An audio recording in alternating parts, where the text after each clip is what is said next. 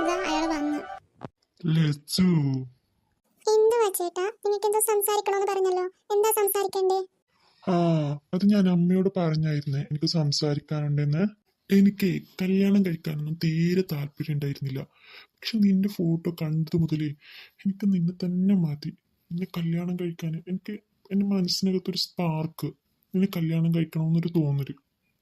അതുകൊണ്ട് ഞാൻ അമ്മയോട് പറഞ്ഞു, ഞാൻ കല്യാണം കഴിക്കുന്നുണ്ടെങ്കിൽ നിന്നെ തന്നെ കെട്ടുള്ളൂ എന്ന്. എന്തോന്ന്?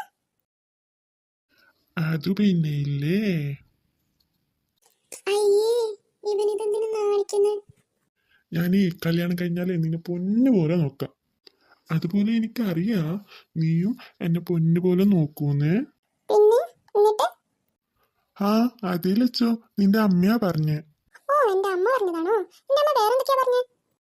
അത് പിന്നെ അമ്മായി പറഞ്ഞത്, എന്തോന്ന് അമ്മയ്യ? നിനക്ക് കുഞ്ഞോളെന്ന് പറഞ്ഞാൽ ഭയങ്കര ഇഷ്ടമാണത്തെ. അതുകൊണ്ട് നിനക്ക് കുറേ കുഞ്ഞോള് വേണമെന്നാണ് അത്തെ ആഗ്രഹം. പക്ഷെ ഞാൻ പറയട്ടെ, നമുക്ക് രണ്ട് മതി കേട്ടോ, കൂടുതലൊന്നും വേണ്ട.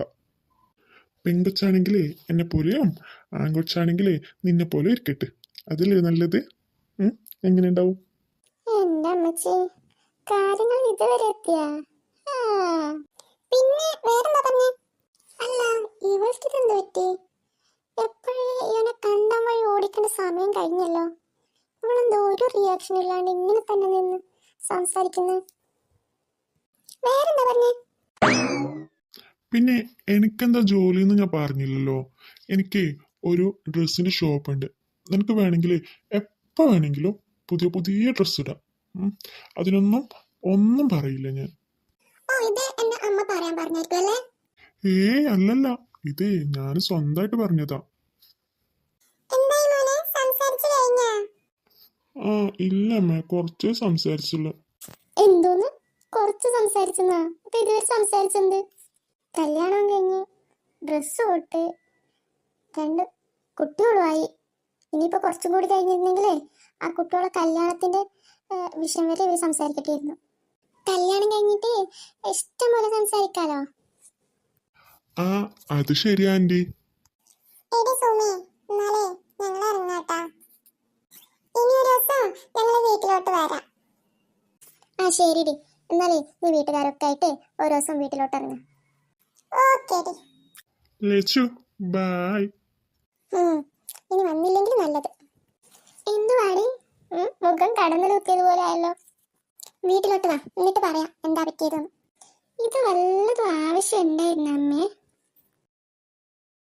ഇനിയിപ്പോ വീട്ടിൽ ചെന്നിട്ട് കാണാം, ഒരു യുദ്ധം തന്നെ ഉണ്ടാവും. ഒന്നും ഉണ്ടാവത്തില്ല. അവളെ എങ്ങനെ മാനേജ് ചെയ്യണമെന്ന് എനിക്കറിയാം. അവളെ എന്റെ മോളാ. കാണാം കാണാം, ചേച്ചിയുടെ കാര്യല്ലേ. ഇതാ അവള് പോയി. നീ പെട്ടെന്ന് അവളുടെ പിന്നാലെ പോയേ. അല്ലെങ്കിൽ തനിച്ച് വീട്ടിലോട്ട് പോകും. പെട്ടെന്ന് പോ, അവളുടെ ഒന്നിച്ചിട്ട് തന്നെ പോ. ആ ശരി ശരി, ഞാൻ പോവാവേ. എടി, ഇതിന് വല്ല ആവശ്യം ഉണ്ടായിരുന്നോ? അവളോട് ചോദിച്ചിട്ട് ചെയ്താൽ മതിയായിരുന്നില്ലേ? ഒന്ന് പോ മനുഷ്യ. അവളോട് എത്രയാന്ന് വെച്ചാ ചോദിക്കുന്നത്? അവള് ഏതിനെങ്കിലും ഒന്നിനും സമ്മതിച്ചോ ഇതുവരെയായിട്ട്? ഇനിയിപ്പോ ഇതിന് സമ്മതിക്കൂന്നാണോ നീ പറയുന്നത്?